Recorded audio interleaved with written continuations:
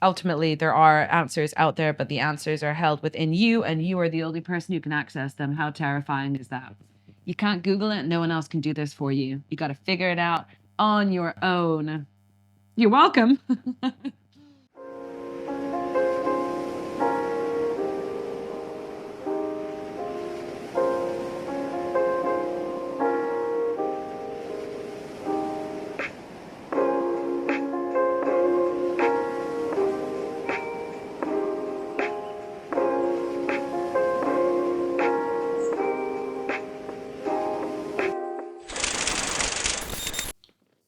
Hey guys, it is Highland Agnes.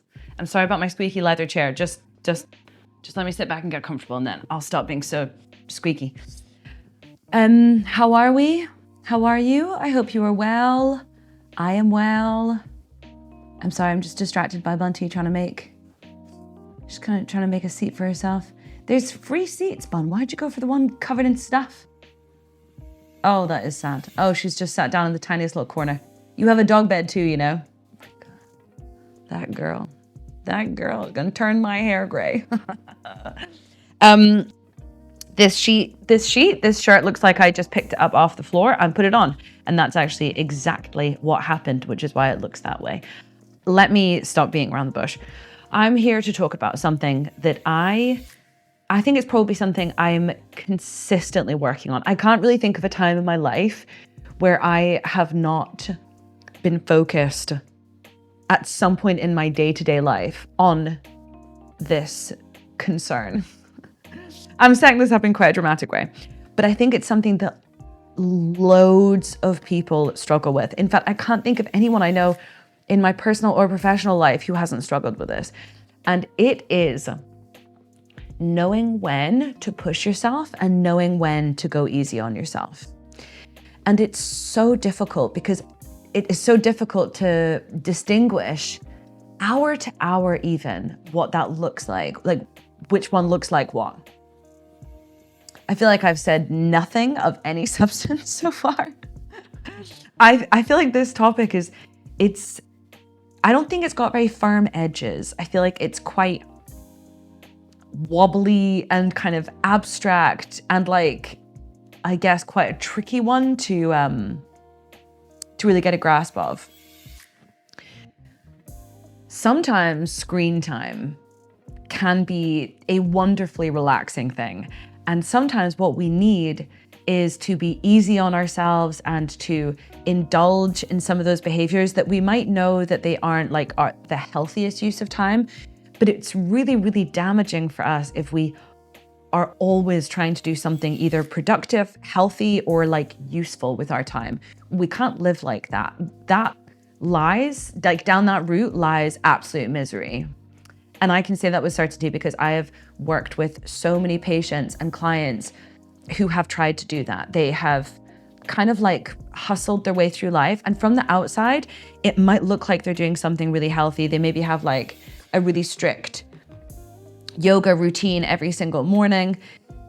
But actually, even any activity like that, any healthy activity, we can use to hurt ourselves if we do it too rigorously, too strenuously. We try to hold ourselves to a routine too strictly, essentially being quite militant with ourselves. It absolutely can be dangerous. We can turn anything healthy, it can become unhealthy when we're militant with it.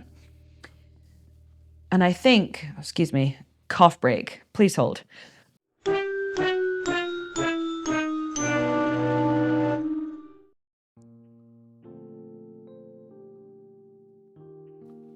I think I can proceed. We're safe to proceed.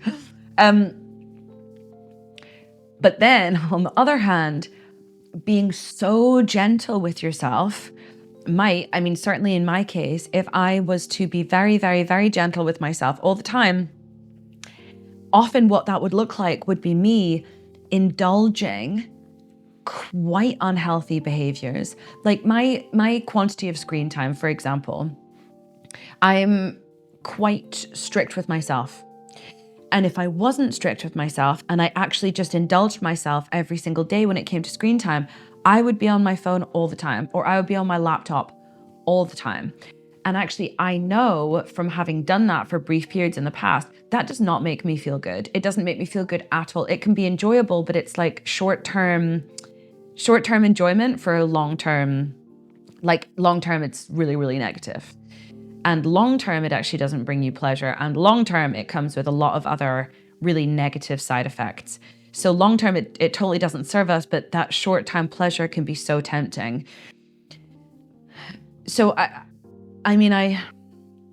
was about to say I don't really have a perfect solution to this, because I think it's something that even if you are aware of this in yourself, even if you have ways of coping with this dilemma already, you will probably find that you still have to work on it often. It's like a ongoing pursuit, I think, for most people.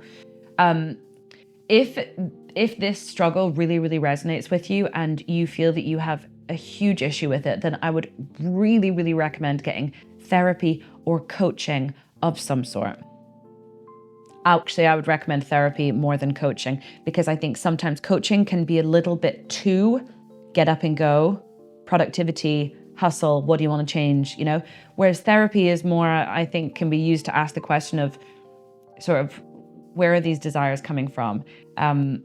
What drives you? What would you like to work towards? But doing it in a compassionate, gentle way where you can exercise patience with yourself, rather than it being a really active, like, let's get in and work on it and change all of these things, because often that's actually, if you do that too much, it's also pretty unhealthy.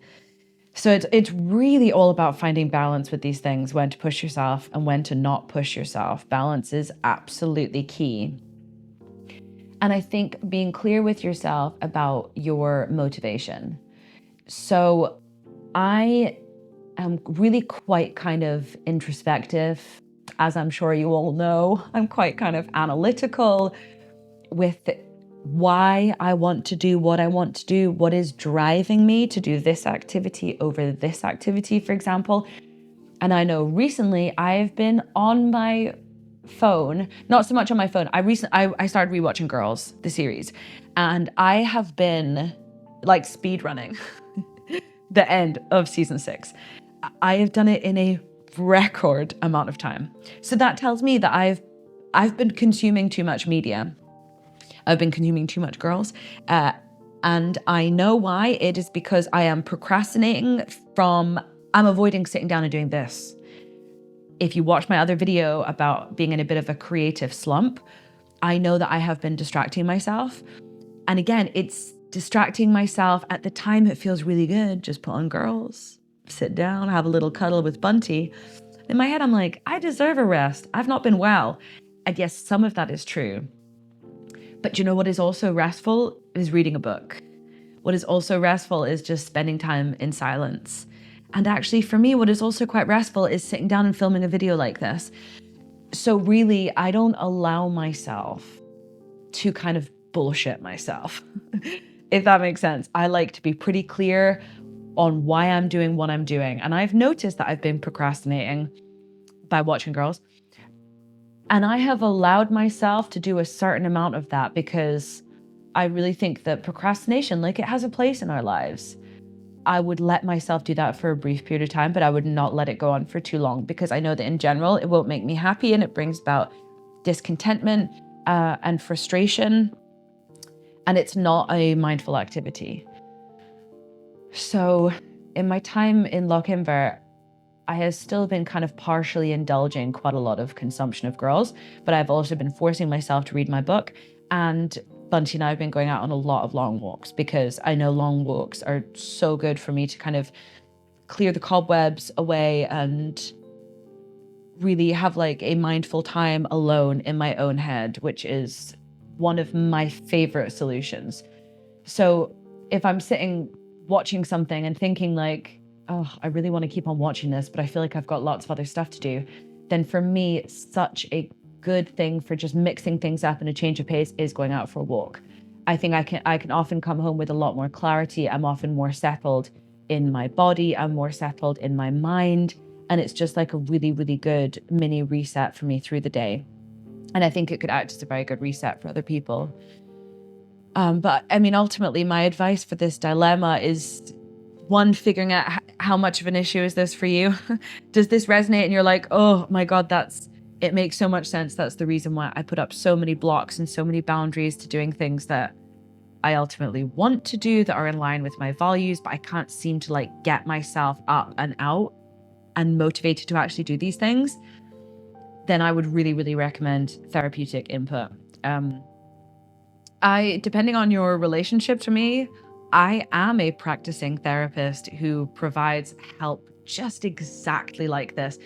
And it has been so interesting over the years watching people struggle with this, because so many people struggle with this. And there's no perfect answer as to like, when do you push yourself, when do you not? There is no answer out there. You can't just like Google it and come up with an answer. Actually, the answer is so unique to you. It is so unique to where are you right now? What's happening for you right now? What is the energy behind why you are either doing or not doing something? Like, what is the reason? And how able are you to be analytical with yourself, to be reflective with yourself and seek these answers within? And are you able to be honest with yourself? It's a lot. I know that it's a lot. So yeah, if this is a big thing for you, therapy is absolutely the way. And do you want me to be your therapist? The woman in the very, very scrunched up shirt.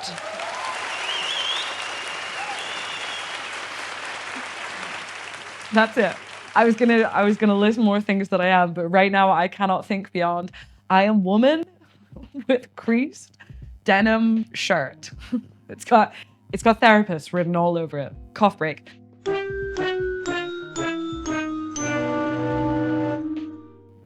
Okay, guys, that is it. I wanted to keep this snappy. Ultimately, there are answers out there, but the answers are held within you, and you are the only person who can access them. How terrifying is that? You can't Google it. No one else can do this for you. You got to figure it out on your own. You're welcome. Okay, guys, you take good care.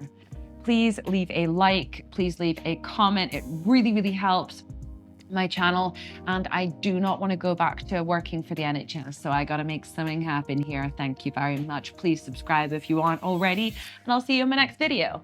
Bye.